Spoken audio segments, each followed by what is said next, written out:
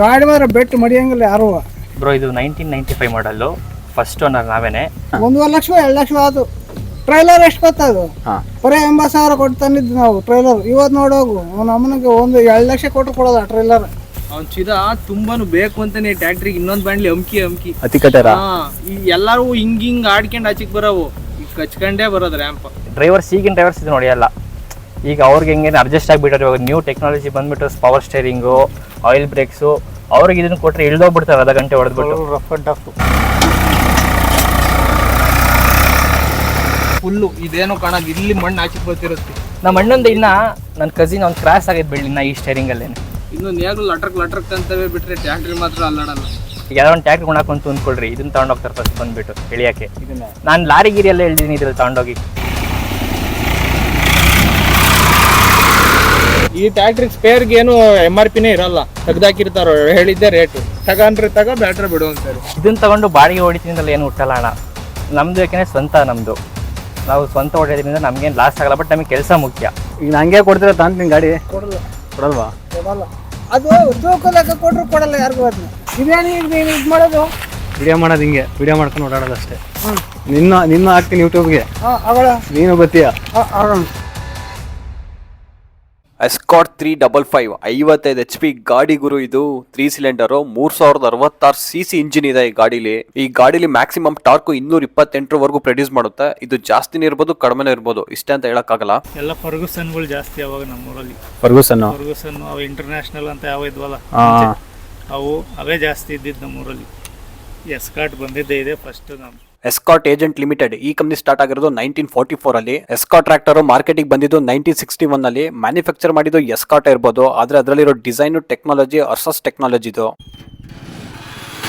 Bonnet ಎಷ್ಟು weight ಇದೆ ಗುರು ಈ ಗಾಡಿಲಿ, ಒಳ್ಳೆ ಗೇಜ್ ಅಲ್ಲಿ ಇದೆ ಬಾನೆಟ್. ನೀನ್ ಯಾವ ಇದು ಶೋರೂಮ್ನವ್ರು ಬಂದ್ರು ಬೆಟ್ ಮಡಿಯಂಗಿಲ್ಲ. ಕೊಡಂತ ಹಿಂಸೆ ಹತ್ತಾವ್ರಿ ಗಾಡಿಯ ಶೋರೂಮ್ನವ್ರು. ಆ ಎಕ್ಸ್ಚೇಂಜ್ ವ್ಯಾಪಾರಿಗೆ ಬೇರೆ ಗಾಡಿ ಹೊಸ ಗಾಡಿ ಕೊಡ್ತೀವಿ, ಇದನ್ನ ಕೊಡ್ರಿ ಅಂತವ.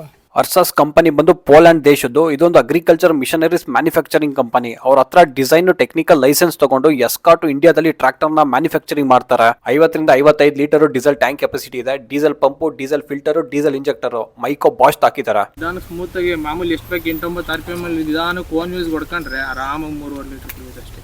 ಒಂದು 20-30 ಗಂಟೆ ಗೇಮೇ ಮಾಡ್ತೀವಲ್ಲ, ಅವಾಗ ಇಲ್ಲಿ ಒಂದು 200 ml ಹಿಡಿಯುತ್ತೆ. ಅವಾಗ ಹಾಕೊಬೇಕು ಈ ಕ್ಯಾಪ್ ತೆಗೆದು. ಆಯಿಲ್ಲ ಟ್ರ್ಯಾಕ್ಟರ್ ಒಂಥರ ಹಾಟ್ ಇದ್ದಂಗೆ ಇದು. ಸೆಂಟರ್ ಅಲ್ಲಿ ಎಸ್ಕಾಟ್ ಲೋಗೋ ಇದೆ. ಸೈಡ್ ಹೆಡ್ಲೈಟ್ಸ್ ಬರುತ್ತೆ ಬಾನೆಟ್ ನಿಂದ ಔಟ್ ಸೈಡ್. ಲುಕ್ ಎಲ್ಲ ಸಕ್ಕತ್ತಾಗಿದೆ ನೋಡೋಕೆ. ಎಸ್ಕಾಟ್ ಅಲ್ಲಿ ತುಂಬಾ ಮಾಡೆಲ್ಸ್ ಟ್ರಾಕ್ಟರ್ ಗಳಿತ್ತು. ಎಸ್ಕಾಟ್ 335, 340, 345, 355 ಇನ್ನು ಬೇಜಾನ್ ಇತ್ತು. ಇವಾಗ ಈ ಮಾಡೆಲ್ಸ್ ಯಾವ್ದು ಇಲ್ಲ. Powertrac, Farmtrac, Digitrac ಈ ಸೀರೀಸ್ ಅಲ್ಲಿ ಟ್ರಾಕ್ಟರ್ ಗಳು ಮಾರ್ಕೆಟ್ ಅಲ್ಲಿ ಇದೆ. ಈಗ ಬ್ಯಾಟ್ರಿ ಡೌನ್ ಆಯ್ತು ಅನ್ಕೊಳ್ರಿ,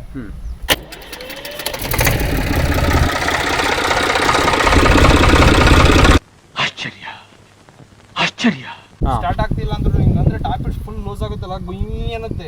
ಹಿಂಗೆ ಎಳೆದೇ ಸೆಟ್ನ ಒಂದೇ ಸೇರಿ ಸ್ಟಾರ್ಟ್ ಆಗುತ್ತೆ. ಬಾನೆಟ್ ಒಳಗಡೆ ಏರ್ ಫಿಲ್ಟರ್ ಬರುತ್ತೆ. ಸೈಲೆನ್ಸರ್ ಔಟ್ ಸೈಡ್ ಬರುತ್ತೆ ಬಾನೆಟ್ ಇಂದ. ಅರ್ಸಸ್ C335 ಟ್ರಾಕ್ಟರ್ ಏನಿದೆ ಅದೇ ಡಿಸೈನ್ ಅಲ್ಲಿ ಎಸ್ಕಾಟ್ ಜೋಶ್ 335 ಟ್ರಾಕ್ಟರ್ ನ ಇಂಡಿಯನ್ ಮಾರ್ಕೆಟಿಗೆ ಬಿಡ್ತಾರೆ. ಹೆವಿ ಡಿಮ್ಯಾಂಡ್ ಸಿಗುತ್ತೆ, ಚೆನ್ನಾಗಿ ಸೇಲ್ ಆಗುತ್ತೆ ಆ ಟೈಮಲ್ಲಿ. ಈ ಗಾಡಿಲಿ single plate dry friction clutch ಬರುತ್ತೆ. Dry drum mechanical dual brakes ಇದೆ. ಆಕ್ಸಿಲೇಟರ್ ಪೆಡಲ್ ಎಲ್ಲ ಲೆಗ್ ರೂಮ್ ಅಲ್ಲ ಇದೆ. ಇದು ಪಾರ್ಕಿಂಗ್ ಬ್ರೇಕ್ ನ ಲಾಕ್ಸ್ ಮಾಡುತ್ತೆ. ಬ್ರೇಕಿಂಗ್ ಸಿಸ್ಟಮ್ ಮಾತ್ರ ಮಸ್ತ್ ಆಗಿದೆ ಗುರು ಗಾಡಿಲಿ. ಮೆಕ್ಯಾನಿಕಲ್ ಡ್ರಮ್ ಬ್ರೇಕ್ಸ್ ಇರೋದು, ಆಯಿಲ್ ಡಿಸಿ ಬ್ರೇಕ್ಸ್ ತರ ವರ್ಕ್ ಆಗ್ತಿದೆ. ಹೆವಿ ಸ್ಮೂತ್ ಇದೆ ಬ್ರೇಕಿಂಗ್. ಇದೇ ಬ್ರೇಕ್ ಡ್ರಮ್ಸ್ ಎಷ್ಟು ದೊಡ್ಡದಾಗಿದೆ. ಫ್ರಂಟ್ ಅಲ್ಲಿ ನೋಡಕ್ ಹೋದೆ ನಾನು, ಬಂಪರ್ ಅಲ್ಲಿ ಕೊಟ್ಕೊಂಡು ನೋಕೋಣ ಅಂತ. ಬಂಪರ್ ಇಲ್ಲಿ ಮಿಸ್ ಆಯ್ತು, ಫ್ರಂಟ್ ಶೇಪ್ ಹೋಗಿ ಟಚ್ ಆಯ್ತು. ನಮ್ಮ ಲಾರಿದು ಸೈಡ್ ಆಂಗಲ್ ಬರ್ತಾವಲ್ಲ, ಸ್ವಲ್ಪ ಬೆಂಡ್ ಆಗೈತೆ. ಟ್ಯಾಕ್ಟ್ರಿ ಇಷ್ಟು ಡೆಂಟ್ ಆಗೈತೆ. ಇಲ್ಲೊಂದು JCP ಇದೆ, ಇಲ್ಲೊಂದು ಐಲೆಕ್ಸ್ ಇದೆ. ತುಂಬ ಮಣ್ಣು. ಆಮೇಲೆ ಏನು ಅಂದರೆ ಸ್ಪೇರ್ ಒಂದು ಬೇಜಾರು, ಅದೊಂದು ಸಿಗಲ್ಲ. ಅದು SRS ಹೋಗಬೇಕು. ಇಲ್ಲಾಂದರೆ ದಾವಣಗೆರೆಯಲ್ಲಿ ಸುಮುಖ ಅಂತ ಐತಲ್ಲ ತುಮಕೂರಲ್ಲಿ, ಅವರು ಇದರಿಂದ ತರಿಸಿ ದಾವಣಗೆರೆಯಿಂದ ಐಟಮ್ ತರಿಸ್ಕೊಡ್ತಾರೆ. ಅದು 2 ದಿವಸ ಮುಂಚೆ ಹೇಳಿ 2 ದಿವಸ ಆದ್ಮೇಲೆ ಬರೋದು. ಇಲ್ಲ SRS ಅಲ್ಲಿ ಹಿಂಗೆಲ್ಲೂ ಸಿಗಲ್ಲ. ಕಾಸ್ಟ್ಲಿ ಆಗಲ್ಲ ಸ್ಪೇರ್ ಆ ಥರ. ಸಿಕ್ಕಾಬಟ್ಟೆ ಕಷ್ಟ.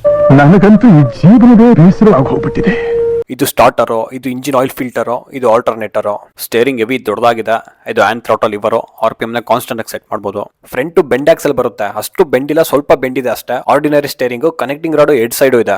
2 ಸತಿ ಸ್ಟೇರಿಂಗ್ ಬಾಕ್ಸ್ 13,000 ಒಂದೊಂದು ಸ್ಟೇರಿಂಗ್ ಬಾಕ್ಸ್. ಅದಕ್ಕೆ ಕಲ್ಲು ಹೊಡೆದಿ ಸುಮ್ಮನೆ ವೀಲು ಟೈರಿಗೆ ಇದು ಯಾವ್ದಾದ್ರು ಕಲ್ಲಿಗೆ ಕಚ್ಕೊಂಡ್ಬಿಟ್ರೆ ವೀಲು ಸ್ಟೈರಿಂಗ್ ಬಾಕ್ಸ್ ಹೊರಟೋಗ್ಬಿಡುತ್ತೆ. ಬದುಕು ಕೊಡೋದು ಅಂದ್ರೆ ಪವರ್ ಲೋಡ್ ಕೊಡ್ತಾ ಇರುತ್ತಲ್ಲ, ಹೊಡಿದಂಗೆ ಟೈರ್ ಸ್ಟೈರಿಂಗ್ ಬಾಕ್ಸೇ ಕಟ್ಟಾಗ್ಬಿಡುತ್ತೆ, ಸ್ಟೈರಿಂಗ್ ಎದ್ಬಿಡುತ್ತೆ.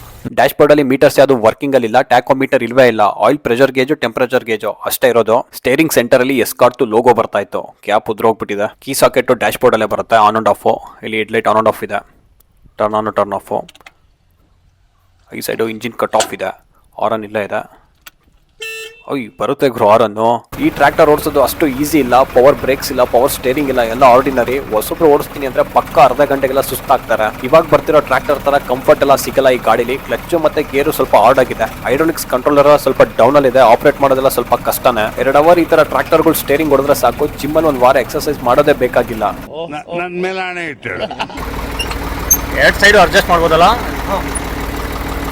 ಹೈಡ್ರಾಲಿಕ್ಸ್ ಅಲ್ಲಿ 3 ಪಾಯಿಂಟ್ ಲಿಂಕೇಜ್ ಬರುತ್ತೆ, 2 ಲಿಫ್ಟ್ ಆರ್ಮ್, 1 ಟಾಪ್ ಲಿಂಕು. ಇದೆಲ್ಲ normal hydraulics, auto adjustment, sense lift ಯಾವುದು ಇರಲ್ಲ.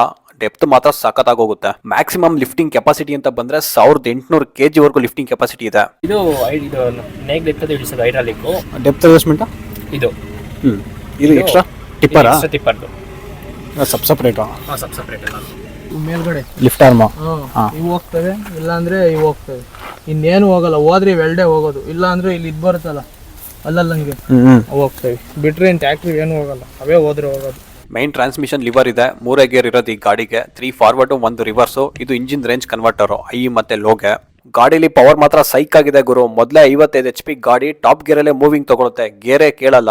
ಇರೋದೇ 3 ಸ್ಪೀಡ್, ಗಾಡಿ ಮಾತ್ರ ಸಾಕದಾಗಿ ಹೋಗುತ್ತೆ ಗುರು. ಟ್ರ್ಯಾಕ್ಟರ್ ಒಳ್ಳೆ ಗೇಜ್ ಅಲ್ಲಿ ಇದೆ, 2 ಟನ್ ವರ್ಗೂ ಬರುತ್ತೆ ವೆಯ್ಟ್. ಓಡಿಸ್ತೀಯಾ? ಎಸ್ಕಾರ್ಟ್ ಓಡಿಸ್ತೀಯನಾ? ಓಡಿಸಿದ್ ಯಾವ್ದಾದ್ರು? ನಾವೇನು ಟ್ಯಾಕ್ಟ್ರಿ ಓಡಿಸೇ ಅಲ್ವಾ? ಎಸ್ಕಾರ್ಟ್ ಓಡಿಸಿದ್ಯಾ? ಎಸ್ಕಾರ್ಟ್ ಓಡಿಸಿಲ್ಲ. A few minutes later.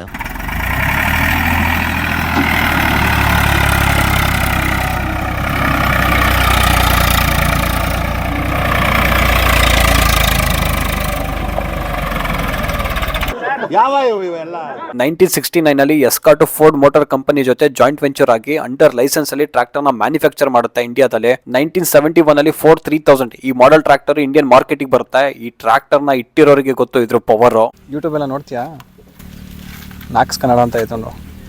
ಈ ಗಾಡಿಲಿ ಫ್ರಂಟ್ ಟೈರ್ ಸೈಜ್ 6/16 ಸೆಕ್ಷನ್ ಬರುತ್ತೆ, ರೇರ್ 13.6 28 ಸೆಕ್ಷನ್ ಬರುತ್ತೆ. ಬ್ಯಾಟ್ರಿ ಇಡಕ್ಕೆ ಅಂತಾನೆ ಲೆಗ್ ರೂಮ್ ಅಲ್ಲಿ ಸ್ವಲ್ಪ ಸ್ಪೇಸ್ ಕೊಟ್ಟಿದ್ದಾರೆ, ಸ್ವಲ್ಪ ಹಿಂಸನೆ ಬ್ಯಾಟ್ರಿ ಇದ್ರೆ. ಎಸ್ಕಾರ್ಟ್ ಒಂದು ಮಾಸ್ಟರ್ ಪ್ಲಾನ್ ಮಾಡಿ 2 ಟ್ರ್ಯಾಕ್ಟರ್ ನ ಮಾರ್ಕೆಟಿಗೆ ತರುತ್ತೆ. Powertrac, Farmtrac. Powertrac ಬಂದು ಬಜೆಟ್ ಫ್ರೆಂಡ್ಲಿ ಟ್ರ್ಯಾಕ್ಟರ್, ಕಡಿಮೆ ದುಡ್ಡಲ್ಲಿ ಒಳ್ಳೊಳ್ಳೆ ಟ್ರ್ಯಾಕ್ಟರ್ ನ ಮಾರ್ಕೆಟಿಗೆ ಬಿಡ್ತಿರ್ತಾರೆ. Farmtrac premium brand tractor, ಇದು ಫೋರ್ಡ್ ಟೆಕ್ನಾಲಜಿನ ಯೂಸ್ ಮಾಡ್ಕೊಂಡು ಮ್ಯಾನುಫ್ಯಾಕ್ಚರ್ ಮಾಡಿರ್ತಾರೆ. John dear, ಮ್ಯಾಸಿ Ferguson, new Holland ಈ ಟ್ರ್ಯಾಕ್ಟರ್ ಗಳಿಗೆ ಕಾಂಪಿಟೇಟ್ ಕೊಡಕ್ಕೆ ಫಾರ್ಮ್ ಟ್ರ್ಯಾಕ್ ಟ್ರ್ಯಾಕ್ಟರ್ಸ್ ನ ಮಾರ್ಕೆಟಿಗೆ ಬಿಡ್ತಾರೆ. ಇನ್ನ ಒರಿಜಿನಲ್ ಐತೆ ಹುಕ್ಕು, ಅದೇ ಕಂಪ್ನಿಯಿಂದಲೇ ಬಂದಿರೋದು. ಕಂಪ್ನಿಯಿಂದ ಬಂದಿರೋದು ಹುಕ್ಕು. ಹುಕ್ ಮೇಲೆ ಟಾಟಾ ಅಂತ ಐತಿಲಿ. ಅಷ್ಟು ಸ್ವಲ್ಪ ಮಾತ್ರ ಒಳಗೋಗಿದೆ ಅಷ್ಟೇ ಸೌದು, ಹೌದು. ಬಿಟ್ರೆ ಒರಿಜಿನಾಲಿಟಿ ಐತೆ. ಟಾಟಾ ಸ್ಟೀಲು. ಸಸ್ಪೆನ್ಷನ್ ಸೀಟ್ ಬರುತ್ತೆ, ಡ್ರೈವಿಂಗ್ ಕಂಫರ್ಟ್ ಎಲ್ಲ ಚೆನ್ನಾಗಿದೆ. ಸ್ಲೈಡಿಂಗ್ ಅಡ್ಜಸ್ಟ್ಮೆಂಟ್ ಬರಲ್ಲ, 4 ಬೋಲ್ಟ್ ಇದೆ, ಅದನ್ನ ಲೂಸ್ ಮಾಡ್ಕೊಂಡು ಅಡ್ಜಸ್ಟ್ಮೆಂಟ್ ಮಾಡ್ಕೋಬೇಕು. ಟ್ರ್ಯಾಕ್ಟರ್ ತಗೊಂಡು ಜನ ಸರ್ವಿಸ್ಗೆಲ್ಲ ಕನ್ಫ್ಯೂಸ್ ಆಗಬಾರ್ದು ಅಂತ ಸೀಟ್ ಇಂದಾನೆ ಫುಲ್ ಇನ್ಸ್ಟ್ರಕ್ಷನ್ ಕೊಟ್ಟಿದ್ದಾರೆ. Tractor details, company details, service instruction ಎಲ್ಲ ಕೊಟ್ಟಿದ್ದಾರೆ.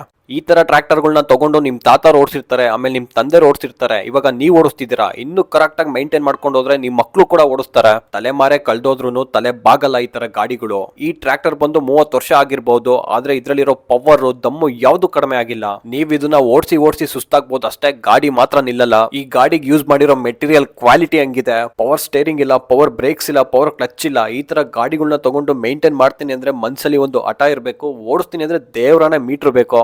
ಈಗ ಯಾವುದೇ ಕಾರಣಕ್ಕೂ ಮಾರಲ್ಲ ಇದು. ಹಂಗೆ ಬೇಕಾದ್ರೆ ಹಿಂದಕ್ಕೆ ಶೆಡ್ಗಳಿಗೆ ಹಿಂದಡಿಗೆ ನಿಲ್ಲಿಸಿಬಿಟ್ಟು ಮುಂದಡಿಗೆ ಬೇರೆ ಟ್ರ್ಯಾಕ್ಟರ್ ತಗೊಂಡು ಹೊಡ್ಕೊಂಡ್ರೆ ಪರವಾಗಿಲ್ಲ, ಇದನ್ನ ಕೊಡಲ್ಲ. ಮಂತಲ್ಲಿ ನಿಂತ್ಕೋಬೇಕಷ್ಟೇ, ಮನೆ ತ ನಿಂತ್ಕೊಂಡಿರ್ಬೇಕದು ಶೆಡ್ಡಾಗಿ. ಇದೇನು ಇದು ಮಾಡೋದು, ವಿಡಿಯೋ ಮಾಡೋದು ಹಿಂಗೆ, ವಿಡಿಯೋ ಮಾಡ್ಕೊಂಡು ಓಡಾಡೋದು ಅಷ್ಟೇ. ಅಲ್ಲ ಏನು ಕಂಪ್ನಿ ಕಳಿಸ್ಬೇಕಲ್ಲ? ಯಾವ ಕಂಪ್ನಿ ಇಲ್ಲ, ನಮ್ಮದೇ ಕಂಪ್ನಿ. ನಾವೇ ವಿಡಿಯೋ ಮಾಡಿ ಯೂಟ್ಯೂಬ್ಗೆ ಹಾಕೋದು. ಯೂಟ್ಯೂಬ್ಗೆ ಹಾಕಕ್ಕೇನು ಇವೆಲ್ಲ ಇದು ಮಾಡೋದು. ಇದೇ ತರ ಟ್ರ್ಯಾಕ್ಟರ್ ಅಪ್ಡೇಟ್ಸ್ಗೆ ಅಕೌಂಟ್ನ ಫಾಲೋ ಮತ್ತೆ ಸಬ್ಸ್ಕ್ರೈಬ್ ಮಾಡ್ಕೊಳ್ಳಿ. ನೋಡ್ತಾ ಇರಿ ನಾಕ್ಸ್ ಕನ್ನಡ. ನೋಡಿ ಸ್ವಾಮಿ, ನಾವಿರೋದು ಹೀಗೆ.